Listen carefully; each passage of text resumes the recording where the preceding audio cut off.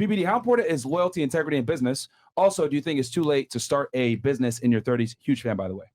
Very important. And no, 30 is not. There's not an age that's late. As long as you can walk, talk, you have energy, and you're excited about a vision, you can start it at 60 years old. I mean, nowadays we're living a long time. But let me answer the first one to you. There was a book I read about CEOs. If you want to know more about it, if you tweet me, I'll get the link and I'll put it out there for people to see it.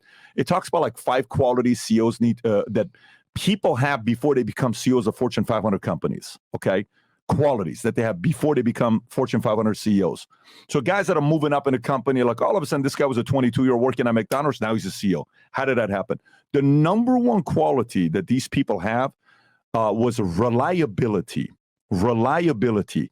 You're on time. You show up. You're dependable. You get things done. If you say you're going to do something, you do it. An element of reliability is loyalty. So in the game of business, especially nowadays, I had breakfast with Tommy Mottola in New York 2 days ago. Okay, if you don't know who Tommy Mottola is, you know, Mariah Carey, Thalia, he's a huge godfather of Sony. He took Sony from $600 million a year to $8 billion a year. He signed Michael Jackson. He signed Hall & Oates. I don't know if you know, or now Hall & Oates, he wrote a song about him. Wow. If you know Hall & Oates, like this guy's been on since 1975. The guy's a stud of a guy. He's one of those top 5 heavyweights in music industry. Is Tommy Mottola. And he said, Patrick, one of the things when I built Sony, we built it with 6 killers that we had. He says, the hardest thing about finding killers today are more for sale than they were back in the days.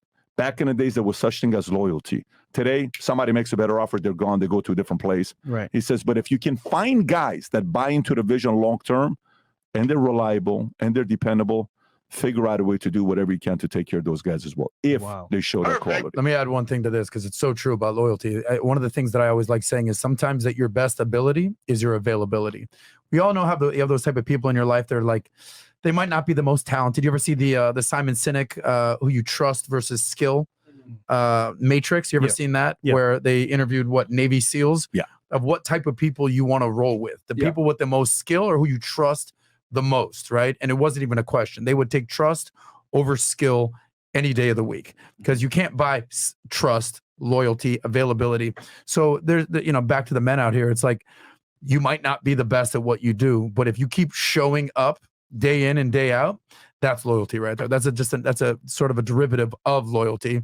Well, like with Pat, once the opportunity, what do they say that luck is when opportunity meets preparation? Hard work, yeah. I moved to Dallas.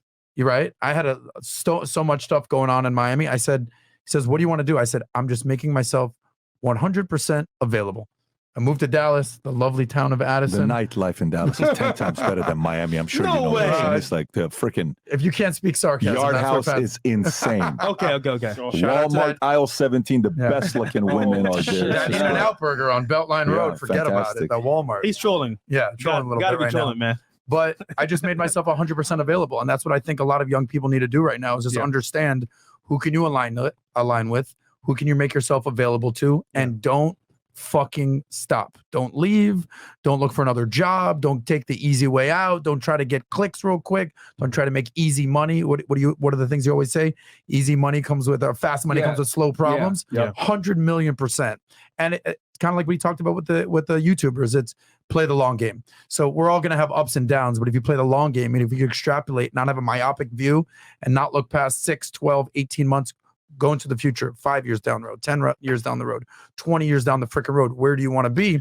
That will solve for your availability and your loyalty. It's funny because we talk all the time, me and Myron, and one thing we don't have is time in the game. That's all we're missing right now. We got the work ethic, we're consistent, and as well, we put up good value. So just imagine where you're going to be 10 years from now if you keep doing this. Just imagine. Go there in your head for a second. Cancel. I'll tell you that. There you go. Bums. Or Alfred We just started, bro. We just started. But so, I mean, it's the long game. Yeah. You know, it's the same thing that I talk about with money, is that, at some point you become, one of the things I say with money, And same thing with status as a man is that there's red light, yellow light, green light. Most people are starting off at red light. What is red light? Yeah. You're paycheck to paycheck. You're drowning in debt. You got student debt. You got credit card debt. At some point, you need to get to yellow light. You save that money.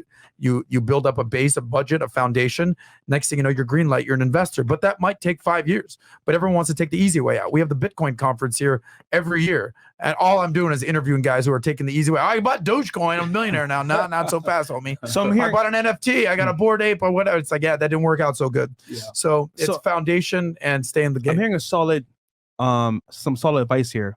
In a nutshell, it just means build good relationships with people that mean or have value. Pretty much. 1,000,000%. I'll never forget one thing more than anything. I mean, this is one of the things that you talk about is reinventing yourself. We all have to reinvent ourselves. I'm not out here. When I started on Instagram and YouTube, I was just save that money, save that money, save that. That's my thing. Now I've evolved. I've learned from, the network that we've created here.